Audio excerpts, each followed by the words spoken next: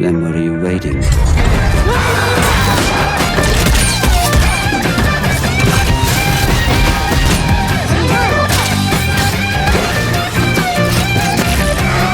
you sure this is safe?